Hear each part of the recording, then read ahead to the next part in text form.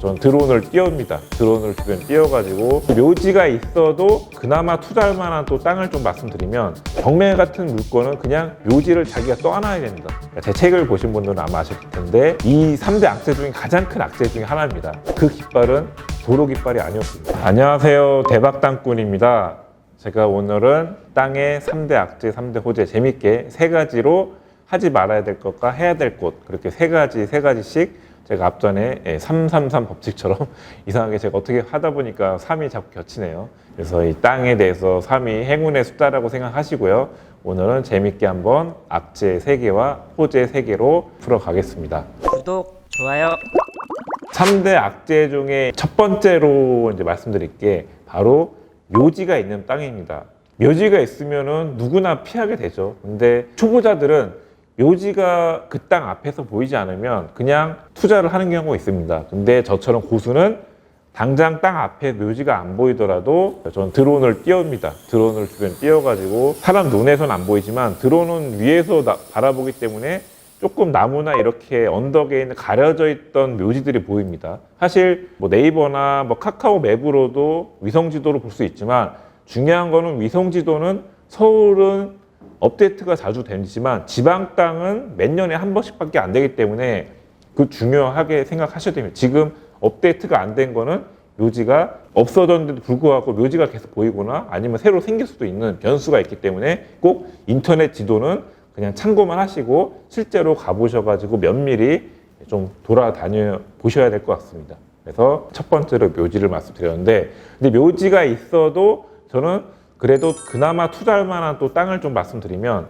묘지가 많은 지역 있죠. 그런 공동묘지촌 최소 한 5개에서 10개 정도까지 된다고 하면은 그런 지역은 과감하게 좀 패스를 하셔야 됩니다. 왜냐하면 여러 가지가 있으면 나중에 이장하기도 힘듭니다. 근데 한 기 정도만 있으면은, 요즘에 만약에 마을이 생기고 있으면 그 묘지 때문에 그 마을에 조금 약간 혐오시설이 되기 때문에 한 기 정도는 민원을 계속 제기하면은 반강제적으로 이장이 되니까요. 그런 부분은 걱정 안 하셔도 될 것 같습니다. 특히 제주도 같은 경우는 다행인 게, 알다시피 제주도 집들은 화강암, 제주도만에서 나는 그런 화산석으로 담을 쌓죠. 그 담을 묘지에도 쌓습니다. 그러다 보니까 묘지가 담으로 그 화강암으로 둘러싸여 있으니까 묘지가 안 보입니다. 자체적으로 안 보이게 하는 기능이 있기 때문에. 그래서 제주도 묘지는 잘 안 보이는 면이 있지만 일반적인 육지 묘들은 잘 눈에 띕니다. 특히 강원도나 이런 산골짜기가 많은 지역은 산이 워낙 많으니까 알아서 묘지가 산으로 가는데, 이 서해안 쪽 있죠. 김포부터 해가지고 뭐 광화도,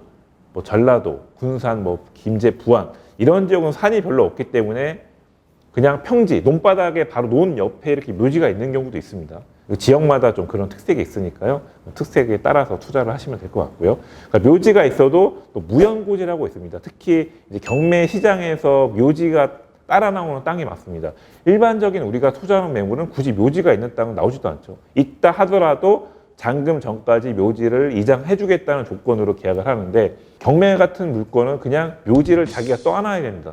자기가 알아서 그거를 처분을 하셔야 되는데, 다행인 게 대부분 경매로 나온 묘지들은 또 무연고지가 많습니다. 연고가 없는 묘지이기 때문에 그러니까 주인이 없다는 겁니다. 대신에 그냥 강제로 이장할 수는 없고, 이제 4대 1간지에다가 이제 6개월간 공고를 해야 됩니다. 공고하셔가지고 그래도 찾아가는 사람이 없으면 그때 이장을 하시면 되기 때문에 무연고지가 그나마 기회다.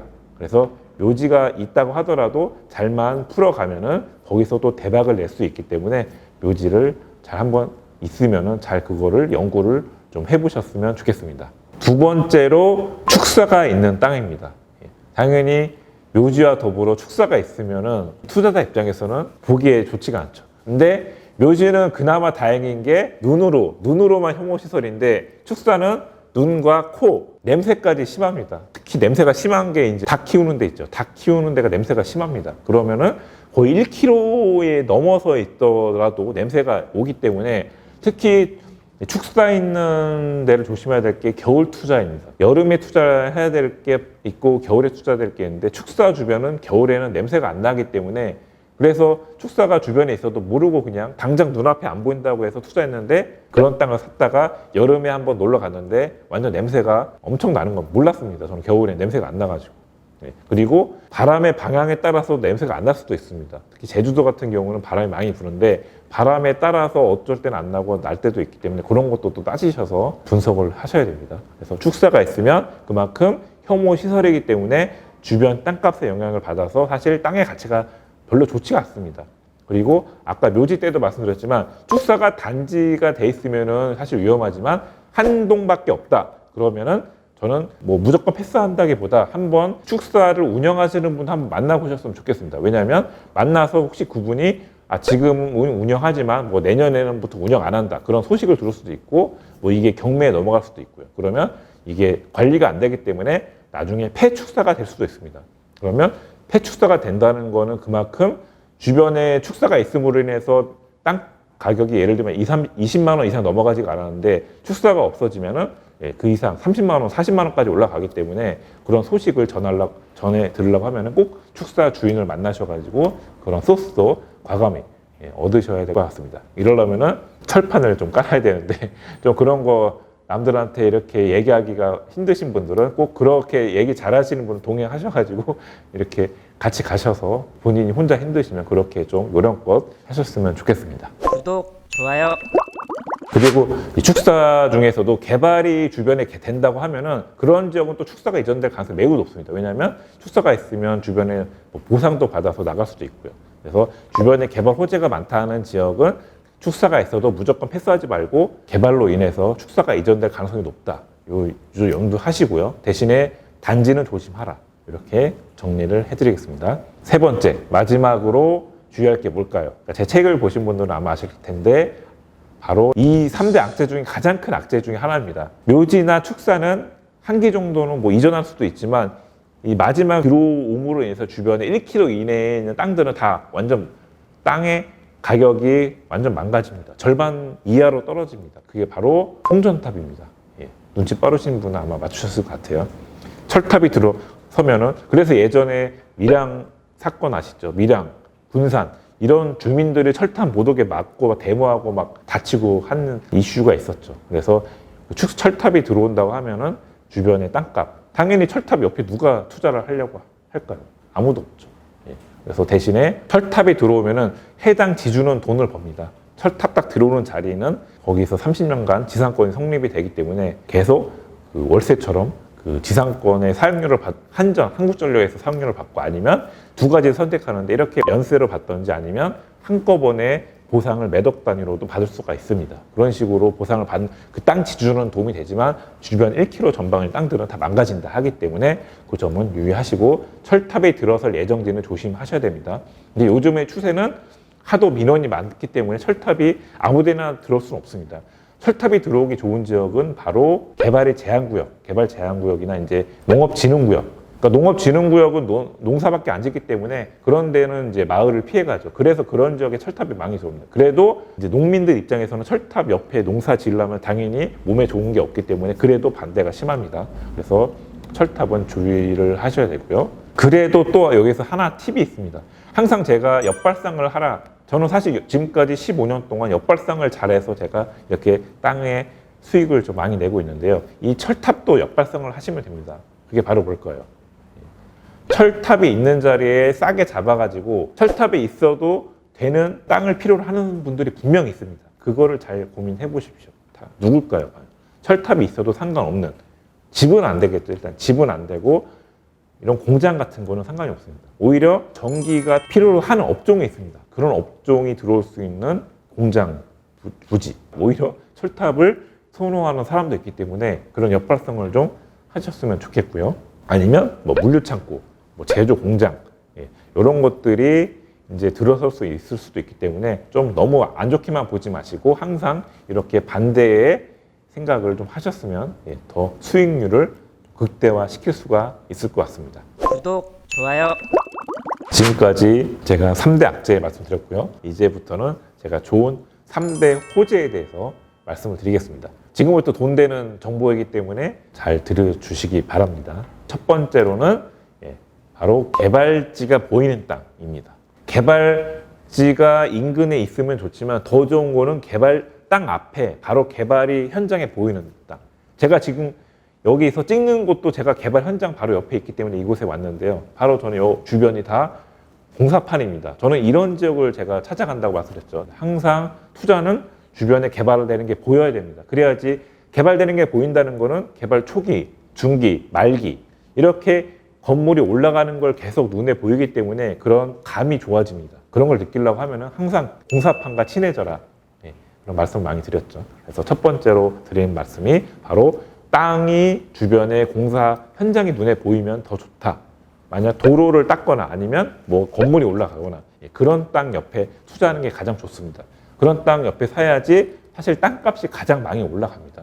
사실 개발 호재가 있어도 주변에 산이라든지 뭐가 가로막혀서 안 보인다고 하면은 안 보이기 때문에 상승되는 게 한계가 있습니다. 그래서 저는 이왕이면은 눈에 보이는 땅, 안 보이 거랑 보이는 거랑 땅값이 그렇게 많이 차이가 안 난다. 조금 비싸더라도 개발 현장이 눈에 보이는 땅을 투자하시는 게 더 맞다고 생각이 듭니다.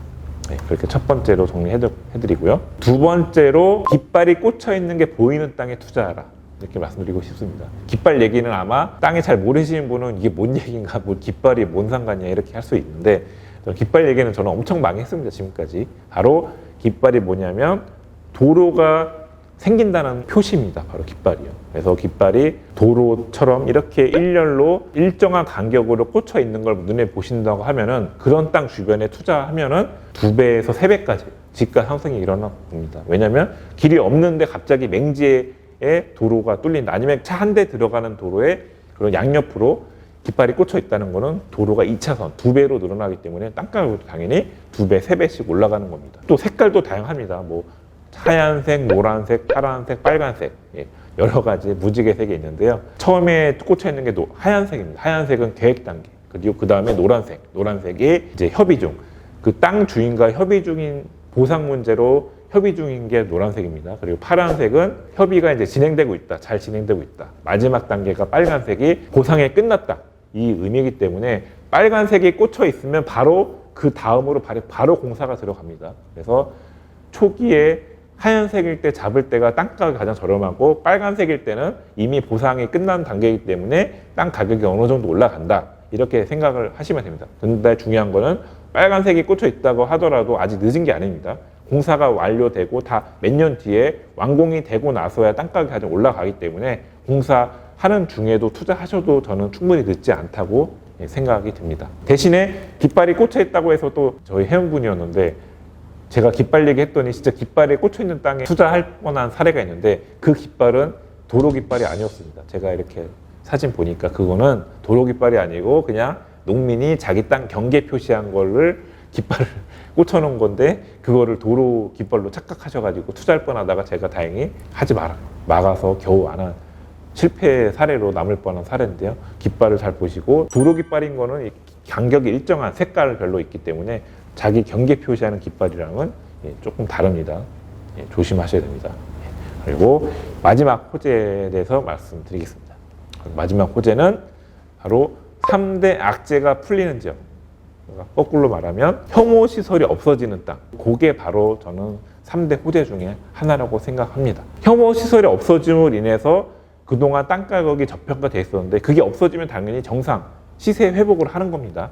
제가 아까 3대 악재에 대해서 말씀드렸는데 사실 악재가 만들면은 10가지도 넘습니다. 제가 가장 흔한 거 3가지를 말씀드렸고 지금 다시 말씀드릴 게 이제 북쪽 땅들, 북한과 경계되어 있는 지역도 혐오시설 많습니다. 그 혐오시설이 바로 군사보호시설, 혐오시설이라기보다 개발이 제한된 지역이죠. 그런 개발 제한 지역이 풀리면 그동안 건축이 안 됐었는데 풀리면 거기다 건축을 할 수 있다.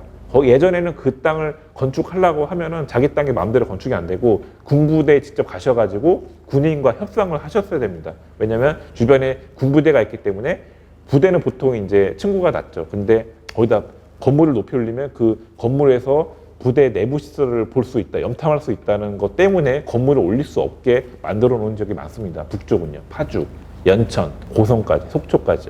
그래서 지금은 그게 풀리고 있습니다. 북한과의 관계가 좋아지기 때문에 풀리면 그런 땅에 대박이 날 수 있기 때문에 또 그런 땅을 참고하시고요. 또 북쪽 땅인데 아예 서해 쪽이나 동해안 쪽에 해안 쪽에 있는 철조망이 점점 사라지고 있습니다.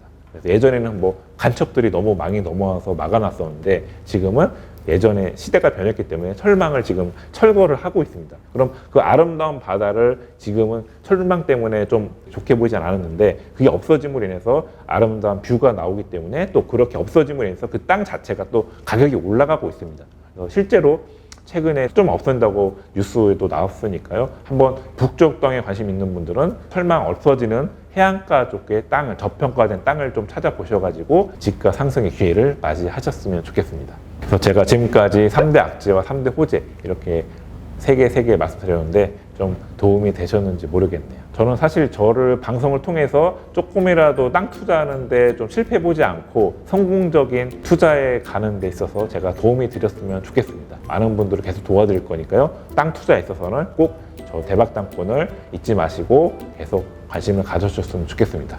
네, 지금까지 도움이 되셨으면 항상 좋아요와 구독하기 버튼을 눌러주시면 감사드리겠습니다. 네, 끝까지 경청해주신 구독자님들 감사드리고요.